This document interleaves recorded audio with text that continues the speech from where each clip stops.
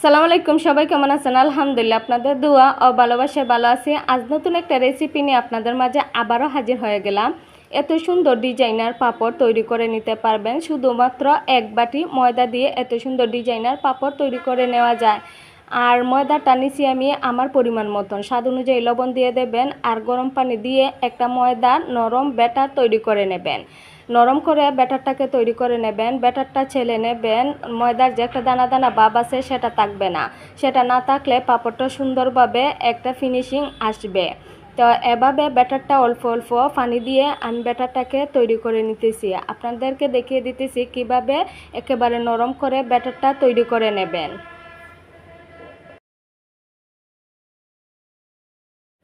আমি এখানে একটা কাগজের মধ্যে ডিজাইন এঁকে নিছি। আমাদের এখানে খোলা পাতার সুবিধা নাই, তাই আমি খোলা পাতার মধ্যে পাপড়টা দিতে পারতেছি না। আমি ফলি ব্যাগের মধ্যে দিয়ে দিছি। আর ফলি ব্যাগের মধ্যে অবশ্যই তেল মাখিয়ে নেবেন, তাহলে পাপড়টা সিদ্ধ দেওয়ার সময় উঠতে সমস্যা হবে না, টাচ করে উঠে যাবে। আর ডিজাইনটা আপনাদের যদি ভালো লাগে অবশ্যই একবার হলে বাসাতে ট্রাই করবেন। এত সহজ ডিজাইনার পাপড় দিতে পারবেন আর ঝামেলা ছাড়া আর কম সময়ের মধ্যে। আমি আপনাদেরকে এখানে কয়েকটা দুইটা পাপড় দেখিয়ে দিতেছি কিভাবে সহজে এত সুন্দর করে পাপড় তৈরি করে নিতে পারেন। প্লিজ চ্যানেলটা সাবস্ক্রাইব করবেন, লাইক কমেন্ট করবেন, ভিডিওটা শেয়ার দিয়ে পাশে থাকবেন।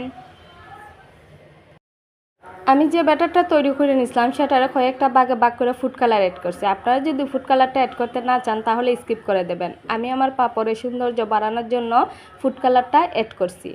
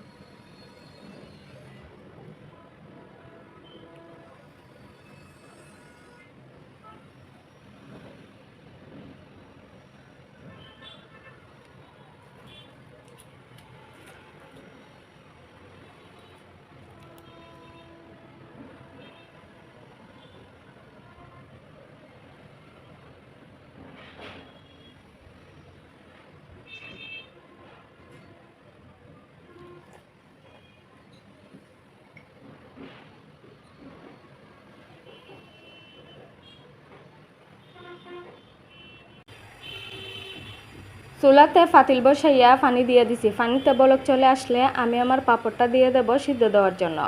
আর অবশ্যই ঢাকনা দিয়ে দেবেন, না হলে পাঁপড়ের যে পাপটা সেটা বের হয়ে যাবে। সেটা বের হয়ে গেলে কিন্তু পাঁপড়টা সিদ্ধ হবে না। আর পাঁপড়টা সিদ্ধ হতে 2-3 সেকেন্ড সময় লাগে। আমার পাঁপড়টা সিদ্ধ হয়ে গেছে।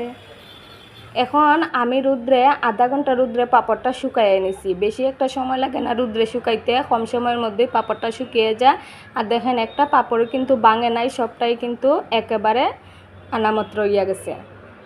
আমি আপনাদেরকে কয়টা পাঁপড় ভাজে দেখিয়ে দিতেছি। দেখেন কতটা সুন্দর করে পাঁপড়টা দেওয়া মাত্রই কিন্তু তেলের মধ্যে ফুলে ফুলে উঠতেছে। এত সুন্দর করে পাঁপড়টা ফুলে ফুলে উঠতেছে। পাঁপড়টা দেখতে যতটা সুন্দর লাগে, খাইতে তার চেয়েও বেশি টেস্টি মনে হয় আমার কাছে। আসলে আতো বানানো পাঁপড়টা অন্যরকম একটা স্বাদ পাওয়া যায় আর ভালোই লাগে।